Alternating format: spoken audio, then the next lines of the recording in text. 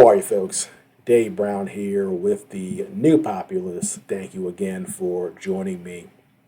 Ever since Donald Trump announced he was running for president back in 2015, we have had a media, an establishment, a deep state that has pretty much shattered every norm that we have. I keep on telling myself, something new is going to happen that's going to shock you. And when it happens, don't be shocked. But still, when it does happen, I am shocked because this is America and we're not supposed to do certain things. We're supposed to be that shining city on the hill, not a banana republic. But with Donald Trump, it seems that the people who are really in power in this country are willing to pull out all stops in order to destroy him, and not just destroy him, but to send a message to anybody else. And RFK Jr. is finding this out too, that if you challenge the establishment, if you run for president, and you want to have real change that threatens the people in power, there's nothing that they won't do to destroy you. And that is what we are seeing with Donald Trump. So with that being said, I recently saw an article that I found hilarious from Foreign Policy magazine. And this article, they are trying to make these indictments against Trump not seem like a big deal. They want the public to be open to the idea that you can have a U.S. president thrown in jail. So what is this article titled? It is titled, "It's Actually Common to Indict Leaders of Democracies. Trump is just one of 78 political leaders in democratic nations who have faced criminal charges since the year 2000. So, America, we are not unique. We are just one of several countries that throws our leaders in jail, presumably because they are criminals who deserve it. Of course, in Donald Trump's case, probably not. This is kind of a witch hunt, but if you're on the left, you're a Democrat. Perhaps you truly think that Donald Trump is the second coming of Hitler and that he was going to, or he was supposed to, take all of your freedoms when he was president the first term, which he never did. So I'm kind of, why are you so scared of him again? What did he do to you personally that's so scary? Who did he throw in jail? Who did he spy on? So it's kind of funny, all of these accusations against Trump. We have one term, he did none of these things, yet they still persist, and people still pretend that he is Mussolini, Hitler, all rolled into one. So what does Foreign Policy magazine say in this fantastic article of theirs? First part, while Trump has pleaded not guilty, the American public will closely follow his case to see what it reveals about America's ability to hold its most powerful citizens to account. Trump is already claiming the indictment is a witch hunt and a hoax by the Biden administration. And of course it is. It is a hoax and it is a witch hunt. 7 years of chasing this guy, looking for anything, going through his taxes, grand juries, interviewing his son. They've done everything, and now they're going after a documents case and calling it, a violation of the Espionage Act. It's reaching and it's pathetic, and anybody who has a shred of honesty knows this. They are also going after me as retribution for the Republicans in Congress, going after them. Trump wrote on his social media platform, Truth Social, days before the indictment. The difference is they have created major crimes. I have created none. And again, that's what they've done. They've created these major crimes to go after him for. Many Republicans are similarly questioning the motivation and timing of the indictment release. Senator Ted Cruz called it political persecution, while former acting U.S. Attorney General Matt Whitaker called it the stuff of a banana republic.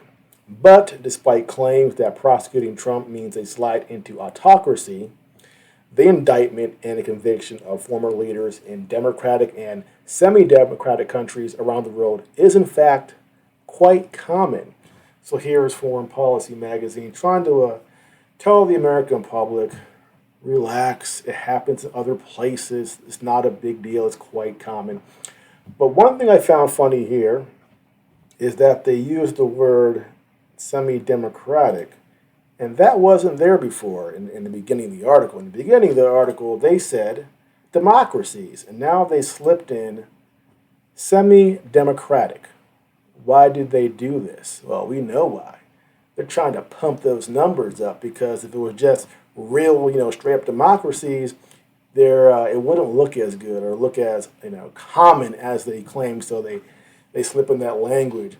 Semi-democracies, leaders in 53 countries designated as democratic or semi-democratic have been indicted since 2000. So they're puffing up their numbers. And what does semi-democratic actually mean? Per Wikipedia, anocracy or semi-democracy is a form of government that is loosely defined as part democracy and part dictatorship, or as a regime that mixes democratic with autocratic features. So we, the United States, are now being lumped in with semi-democracies that have autocratic features. Man, we are doing fantastic, America. We are so much better than the rest of the world. Oh wait, now we're being compared to autocracies or countries that have autocratic features. And here are the 48 leaders who have been convicted in 32 countries. We have leaders from Argentina, Bangladesh, Bolivia, Brazil, Costa Rica, El Salvador, Georgia, Guatemala, Ivory Coast, Malaysia, Pakistan, Panama, the Philippines, South Africa, Tonga, Suriname, Ukraine. Well, that's to be expected.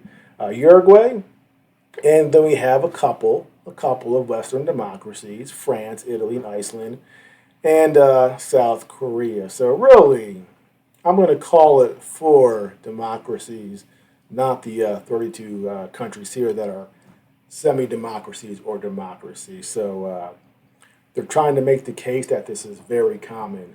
No, it's not, especially in the United States. We do not jail political opponents or former presidents. And as much as they want to try to convince you that it's going to be normal, it is absolutely not. But how does this article finish? They say, but the indictments of leaders are not always a bad thing for democracies. They can help restore democratic legitimacy and serve as a way to reckon with the past injustices from dictatorial regimes as seen in the trials of former Argentine presidents Jorge Rafael Videla and Ronaldo Bignone, and former Uruguayan presidents Juan Maria Bordaberry and Gregorio Conrado Alvarez. Similarly, in South Korea, the imprisonments of military dictators Chun Do-hwan and former President Roth Tae-woo for their part in the fatal crackdown of the 1980 pro-democracy Gwangju uprising served as a victory for the young democracy. Well, these are places that are had dictators. Was Trump a dictator? Are there dictators in the United States? So should I feel better that some countries improved after they went after these dictators who had these lethal crackdowns during some uprisings? Well, we're America. We don't do that here. We're supposed to be, again, that shining city on the hill, yet now we have foreign policy comparing us to places with dictators, places that are struggling democracies, places in the third world, and that's supposed to make us, but they're democratic or semi-democratic, and that's supposed to make us feel better about the fact that they are going after Trump. Of course, not falling for it. And again, when I read this article, I was just mind blown, and I'm laughing, going, "Oh, really? This is where we're going now? We're going to start comparing ourselves to all these other countries that jail people, jail leaders." That's really comforting. That's when you know things are going good for America. When we're comparing ourselves to El Salvador and Mongolia and Ukraine, That's really good for us. But the people in power, they're so desperate to jail Trump, to get him out the way. Again, they'll shatter every norm. They'll do anything. There are no holds barred. And I said this, in previous videos. Do not be shocked by anything they do. They will do anything. And if RFK Jr.'s theories about his uncle are right, I mean, that means that our country in the past has shot and killed our leaders if they got in the way or pissed off the wrong people. So thankfully, I don't think they do that anymore. Instead, they use lawfare to go after people like they are now with Donald Trump. But if that fails, if I'm Trump, I would make sure I don't ride in any open air limousines, and I have a very good detail protecting me because they are capable of anything. Well, that's it for now. If you are new to my channel, please like and subscribe, and I'll see you next time.